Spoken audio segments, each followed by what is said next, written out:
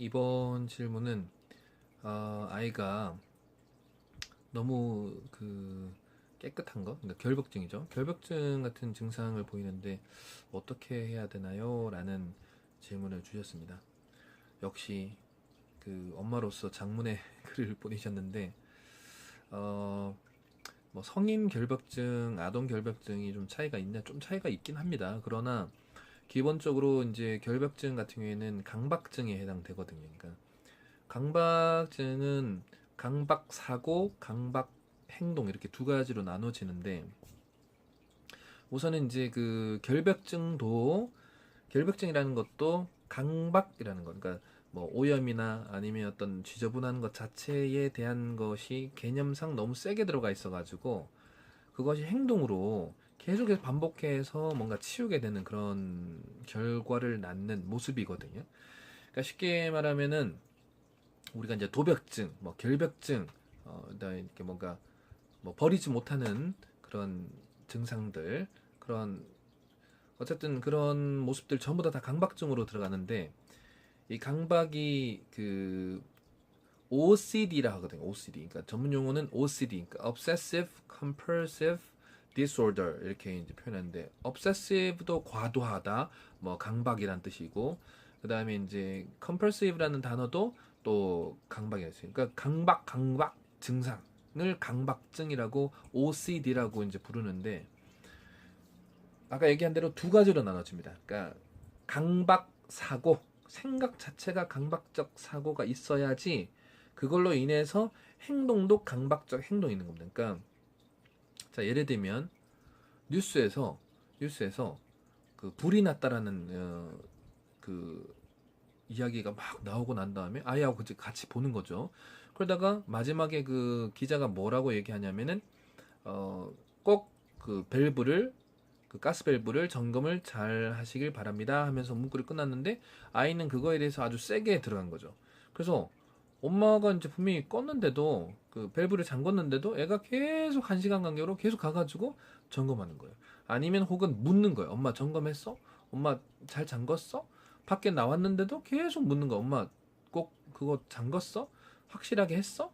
그 엄마가 이제 너무 답답한 거죠. 엄마 잘 제대로 했어. 오늘은 제대로 하고 왔다고 왜 자꾸 그 얘기하냐고 라고 이제 또 싸움이 되는 거죠. 이 모습이 남편들도 보통 이런 강박증이 있는 분들은 자기가 출근해놓고 전화해가지고 여보 껐어? 혹시 지금 밖에 나갔는데 뭐 다 잠그고 나간 거야? 잘 껐어? 이런 식으로 이제 묻는 분들. 이게 이제 결국 전화기로 나에게 말을 하는 행동까지 간 거죠. 그러니까 생각만 그렇게 하는 게 아니라 행동까지 간 것. 이 두 개, 강박 사고랑 강박 행동이 이어지는 겁니다. 이것이 반복되는 것인 거죠. 그래서 그럼 도대체 이런 강박 사고나 강박 행동 이렇게 하는 걸 어떻게 해야 되냐? 뭐든지 쌓인 것, 강박증으로 가기까지의 쌓인 그 시간만큼 정말 좋은 어떤 방법으로 역행동하면서 가면 참 좋겠지만 그걸 언제 다 해요?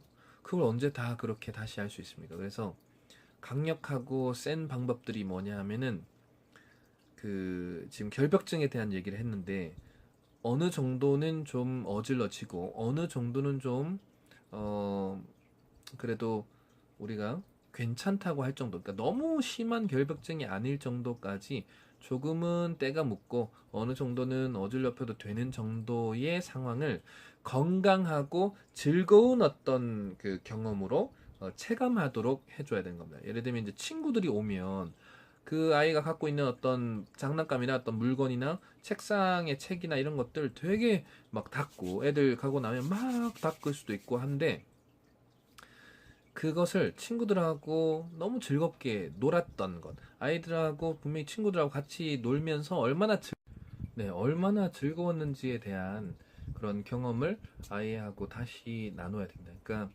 체감을 해야 됩니다. 지금 가지고 있는 그 강박적 생각, 강박적 사고랑 강박적 행동을 뒤덮을 수 있는 게 긍정적 사고랑 긍정적 행동을 하게 하는 겁니다. 실제로 아이하고 물감 같은 거를 아이가 소중하게 여기는 어떤 물건 이런 거를 더딥히면서 색깔을 칠해보거나 실제로 아이들이 너무나 잘 닦거나 잘 심하게 하는 부분에 있어서 그 대상에 대해서 같이 엄마가 때려묻히라는 게 아닙니다. 거기에 대해서 다시 뭔가 덧칠을 할 수 있는 어떤 거. 그 다음에 그 물감놀이 같은 거 있죠. 물감놀이 같은 경우에도 아이들한테 이미 그려진 거에 대해서 다시 뭔가를 더 뿌려가지고 이거를 다른 걸로 만드는, 그러면서 즐겁게 오 잘했다, 긍정적인 어떤 그 경험 체감을 하게도록 해줘야 됩니다. 근데 그거를 해주지 않고 계속해서 아이가 그 부정적인 그 상황을 반복되게 하면은 부적 강화라 그래가지고, 부적 강화가 뭐냐 하면은 쉽게 말하면 그 자기가 싫어하는 행동을 떨쳐내기 위해서 그러니까 깨끗해야 되는데 뭔가를 깨끗하지 않다라는 걸로 지우려고 하는 행동들, 또 닦으려고 하는 행동을 강화하면서 더 세진 거를 부적 강화랍니다.